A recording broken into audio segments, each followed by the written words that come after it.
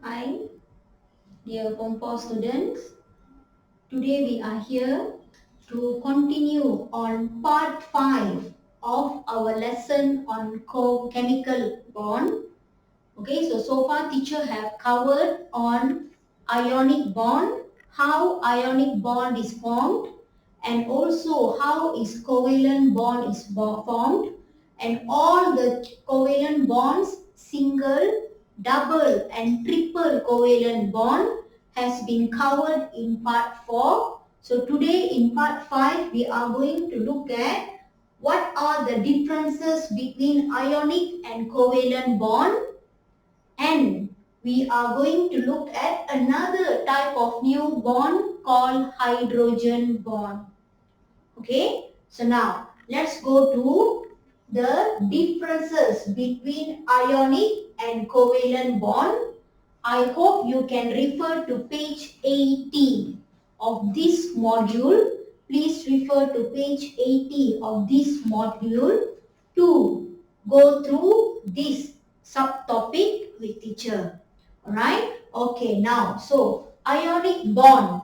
The type of ionic bond is the type, actually what they mean is the type of element involved. So the type of element involved in ionic bond is metal and non-metal. As all of you know, metal come from group 1, 2 and 13 from periodic table of elements, and group non-metal comes from group 15, 16 and 17 from periodic table of elements. Okay, now let's compare with covalent compound. Covalent compounds, they are from non-metal atoms. They are from non-metal atoms, mainly from group 15, 16 and 17. Okay, now let's continue on how they are formed. Ionic compound is formed from transferring electrons, which is mainly donate, which is done by metals, and receive, which is mainly done by non-metals.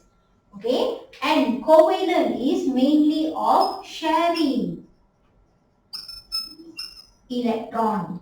Okay, so they share electron, 2 or 3 atoms which are supposed to go through covalent bonding, they will have to share electron. Teacher have explained to you in very detail in videos part 3 and part 4. If you all can forget, if you all forgot already, please have a look at teacher's video of part 3 and part 4.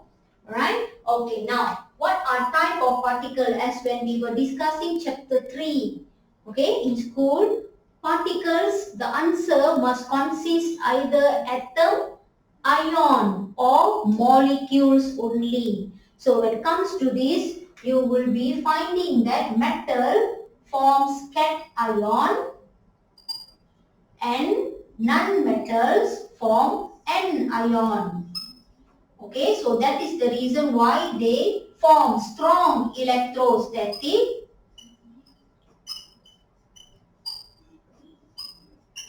force of attraction. They form strong electrostatic force of attraction thanks to the presence of cation from metal and anion from non-metals. Here, when it comes to covalent, they are all molecules. Okay, now one thing, you can even say the particles in ionic compound are ions. You can wrap these two up to show that they are ions. And for covalent compounds, they are actually molecules. Okay, so they are actually molecules. Alright, now let's go to how are you going to predict the formula. Okay, formula for the formula for the ionic. For instance, ionic. Okay, so how are you going to do is predict cation crisscross. cation, anion. For instance, sodium, which is a cation, is going to react with oxygen, a non-metal, with anion. Sodium is a metal, oxygen is a non-metal, so sodium ion, cation, oxide is a anion. Okay, so now, so you predict through, can you see teacher say crisscross? So you write the formula as Na2O. Why? Because you crisscross the cations and anion formula. Now here, when it comes to covalent compounds, you can predict by using valency concept. Okay, now thanks to valency concept, you can also use the crisscross method.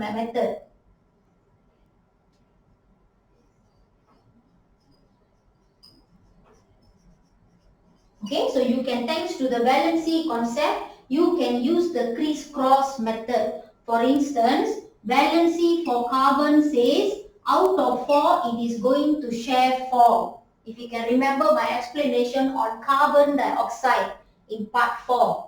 Okay, valency for oxygen says that out of 6 valence electron, oxygen has to share 2. Teacher repeat.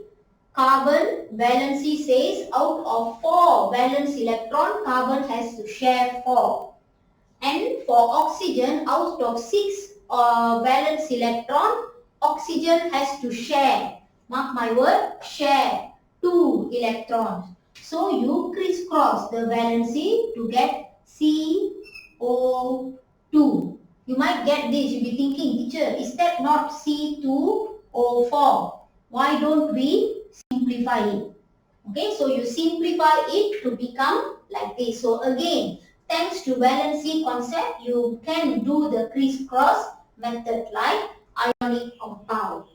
Alright, so I hope you can understand the difference between ionic and covalent compound. For your further information, teacher would like to add 1 or 2 characteristics of ionic compound. Ionic compound has high, maybe teacher can put here, high melting point and conduct electricity in using 2 state, which is in a liquid and molten. Teacher repeat. Ionic compound has very high melting point thanks to the strong electrostatic force, and ionic compound can conduct electricity in liquid or molten state. Molten maksudnya you leburkan, you heat it up until it changes into liquid form, or you can add it in water. So that is what we call by liquid or aqueous form and molten state. Why?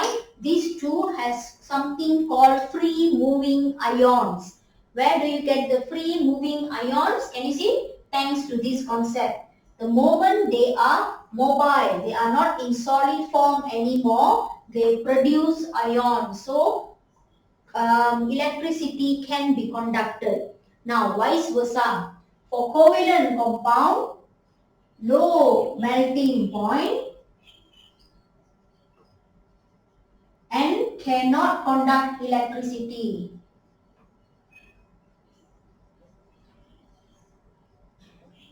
This is for your just a further extra information. So covalent compound has very low melting point because they have weak van der Waals force of attraction.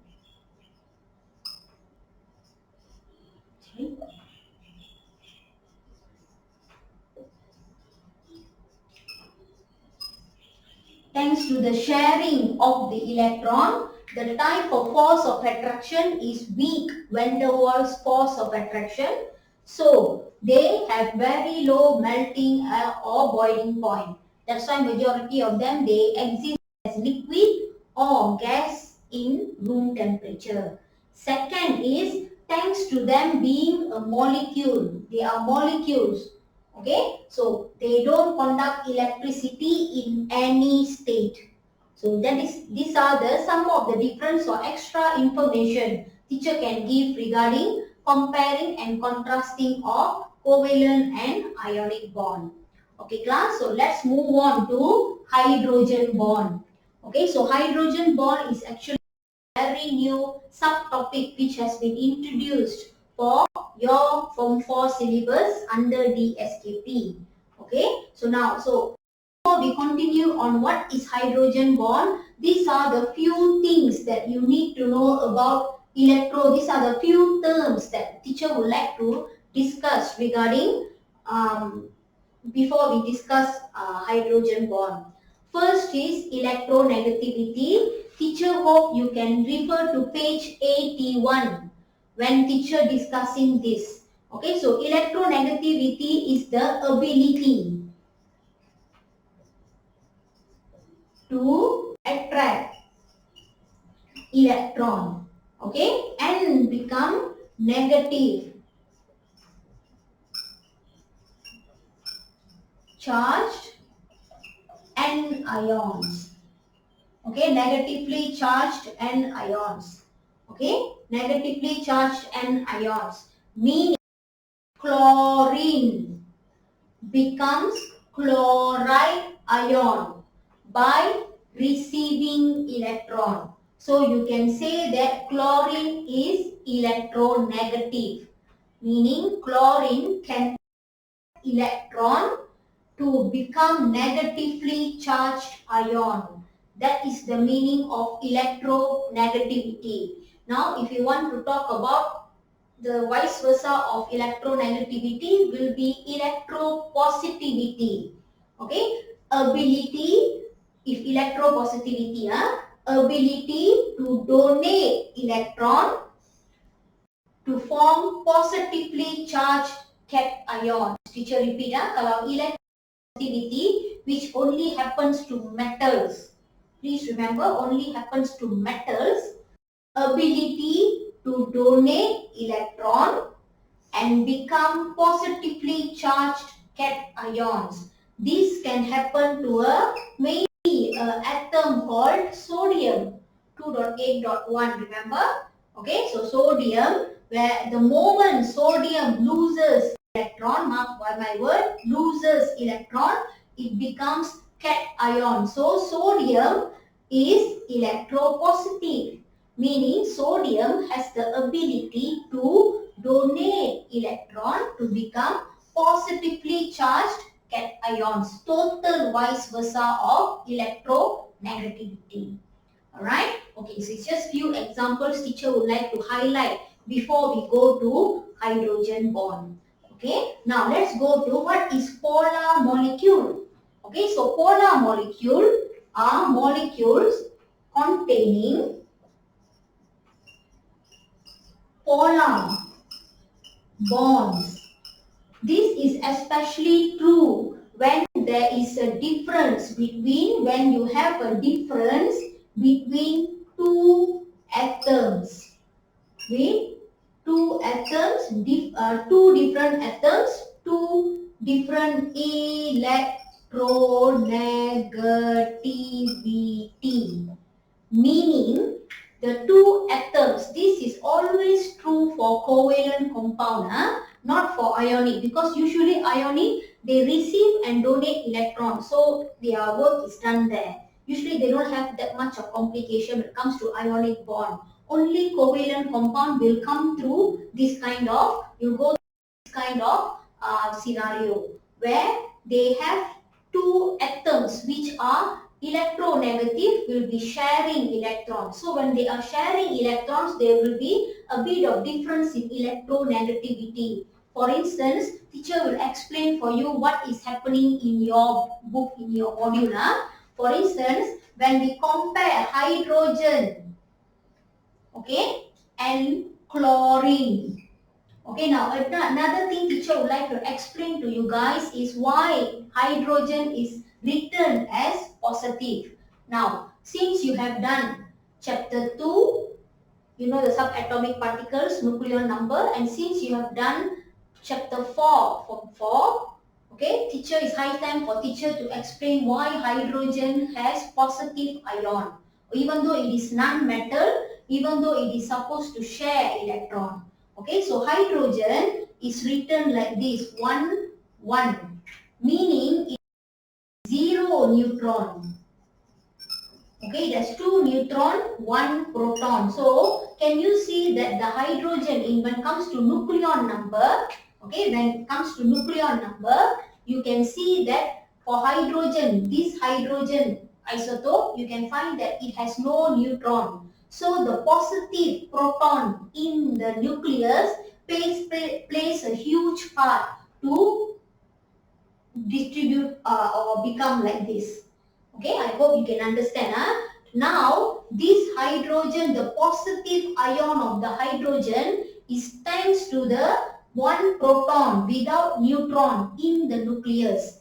So, this hydrogen can either donate or receive electron because it has one electron. You remember, it has one electron. For instance, it has one electron. So, this hydrogen prefers to receive electron. Why? Because receive electron, but it has proton thanks to in the nucleus it has only one electron. So now it prefers to receive or donate electron. Here it prefers to share or donate electron to become positive ion or something like that. Okay, so that's what I want you to understand now, since you already done chapter 4 and already done chapter 2 of 4. Now you must understand, even though hydrogen is a non-metal molecule, only hydrogen has this attribute characteristics thanks to only one proton in the nucleus. So there's no one. So the proton in the nucleus is very powerful. So it prefers to attract electron rather than losing electron. Okay. Now, so let's discuss on polar molecule. So polar molecule, meaning this is hydrogen chloride. So it produces a substance, non-covalent compound called hydrogen chloride. Now the difference is chlorine is more electronegative. Hydrogen is less electronegative compared. When you compare, now the problem is when covalent compound, when you start with two non-metal atoms, they will start to have their own boxing match to find out who is more electronegative. Since hydrogen definitely kalah. Why? Because hydrogen only has one proton and one electron. Can you see this? Hydrogen only has one proton and one electron. In the nucleus has one proton, outside only has one electron. Now, compared to hydrogen, electron arrangement is 1. Chlorine, electron arrangement 2.8.7. So, can you see that chlorine has more electronegativity power compared to hydrogen? Okay, so even though, so in that case, you can see that the electrons are more easier to get attracted to chlorine compared to hydrogen. So that is the reason why you can find the electrons when hydrogen is written like this, chlorine is written like this, if you still remember the Lewis structure. Okay, but when it comes to 3D, you can find the affinity of the electron is towards chlorine, not towards hydrogen. Why? Because thanks to the amount of proton and amount of electron, amount of proton in the nucleus and amount of electron in the valence shell, valence electron, you can find that chlorine is more electronegative compared to hydrogen. So that is the reason why the affinity adalah kebolehan to attract. So the ability to attract electron is nearer to chlorine, is more in chlorine compared to hydrogen. Okay. Now, so let's go to hydrogen bond.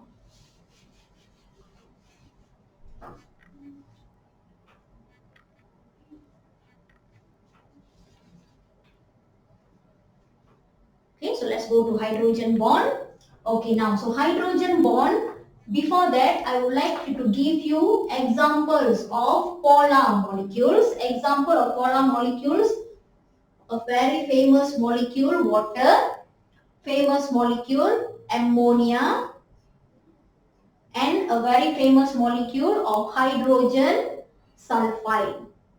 Okay, so hydrogen sulfide, these are all polar molecule. Why? Even though you might be thinking, teacher, even though we have three hydrogen, we have three hydrogen here, two hydrogen here, two hydrogen here, how come you can say that still this is a polar molecule? That means they are not balanced.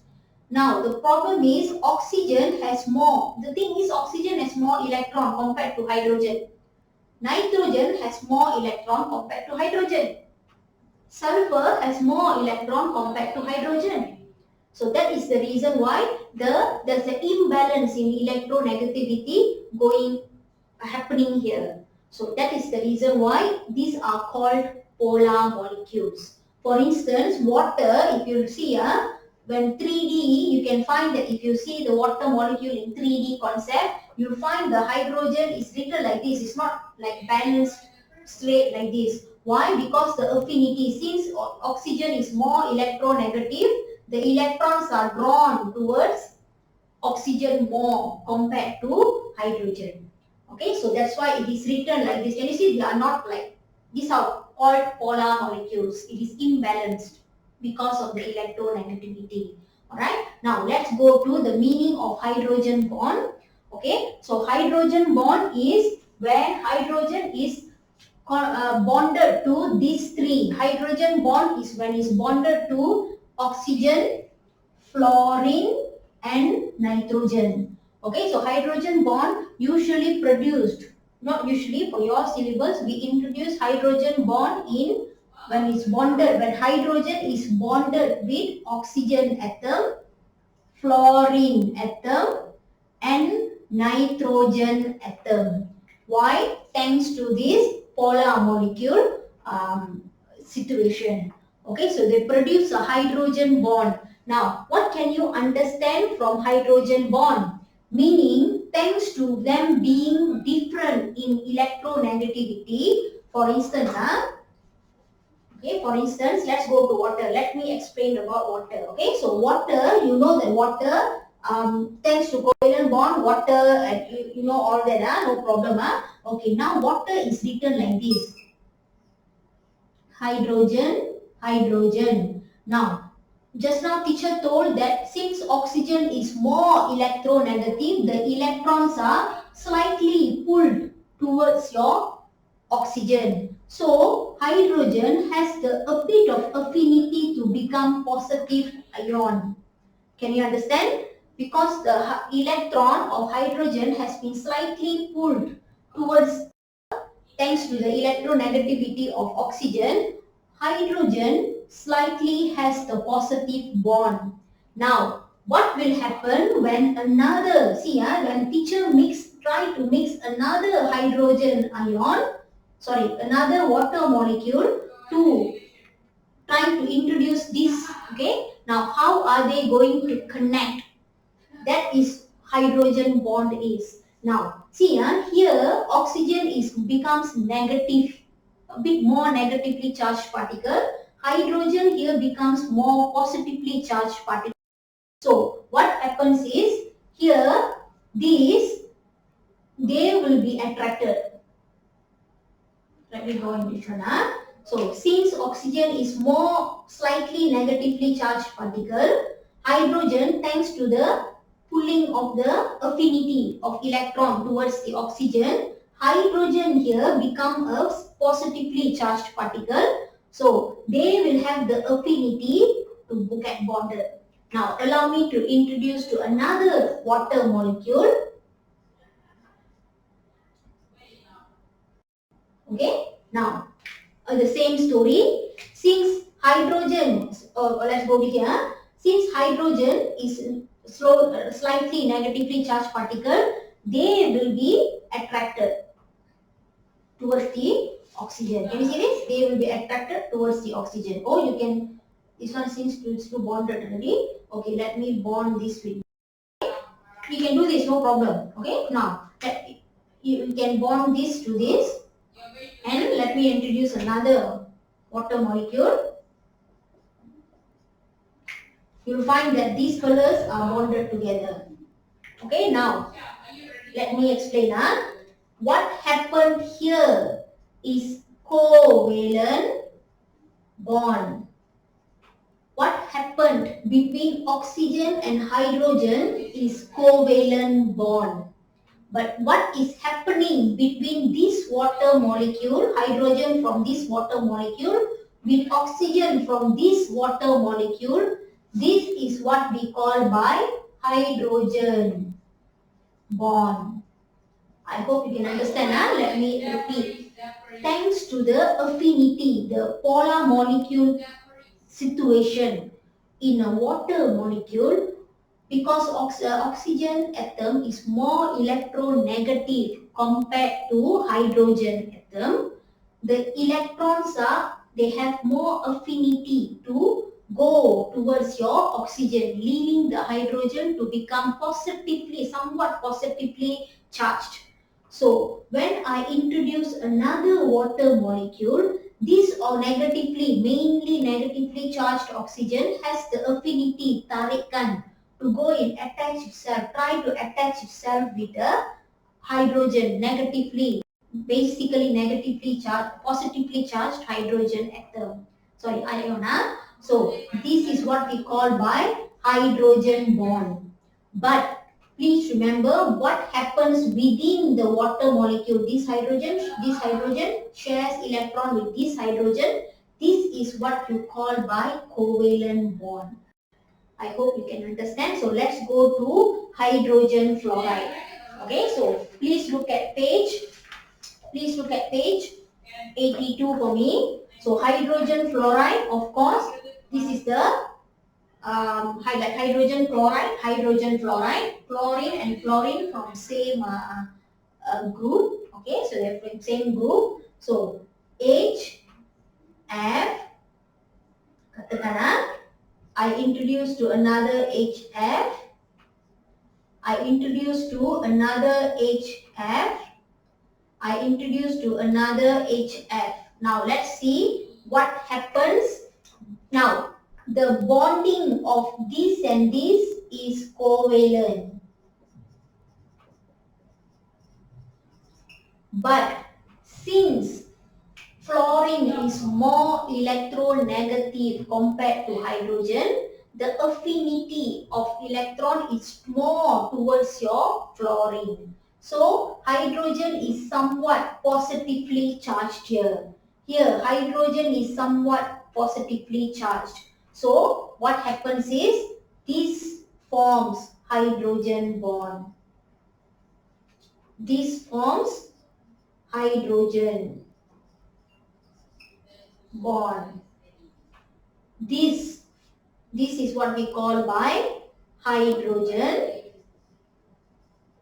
bond.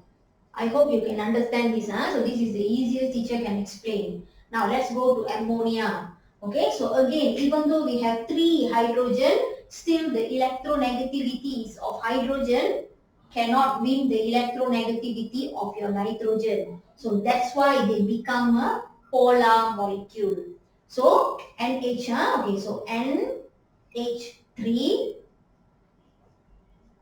okay, NH3, or I can say NH3, NH3. Okay, so now again, the moment how they form the bond, how nitrogen shares electron with hydrogen. How nitrogen shares electron with hydrogen is covalent bond. But since nitrogen is more electronegative, it's towards negatively charged. Hydrogen, since its affinity for electron is lesser, which is electronegativity is lesser, hydrogen becomes slightly positive. So what happens is, here also the same thing. So this will be somewhat bonded. Okay, can you see? Okay, whatever teacher marked blue, these are all hydrogen bond. These are all hydrogen bond. But please remember, whatever bond, whichever bond which is responsible to make a bond between nitrogen and hydrogen is covalent bond. This is covalent bond. Here is hydrogen bond. Okay, so this is hydrogen bond. Okay, so now, so this is how we explain hydrogen bond. On our next lesson, which is part 6, teacher will explain to you how does hydrogen bond affect the boiling point, how does it, what makes, okay, water to become polar molecule, and what are the daily, okay, what are the daily usage of polar molecules like water that we can see. Okay, thanks to being a polar molecule, what is the function of water? Sometimes you can see the characteristics of water. That is mainly because of the polar molecule of water. Alright, or the polar negativity lah. Okay, the polar of the water. Alright, okay, so teacher will stop our lesson here. I will see you in our next video. Okay, thanks for listening. Thanks for joining the class. Okay.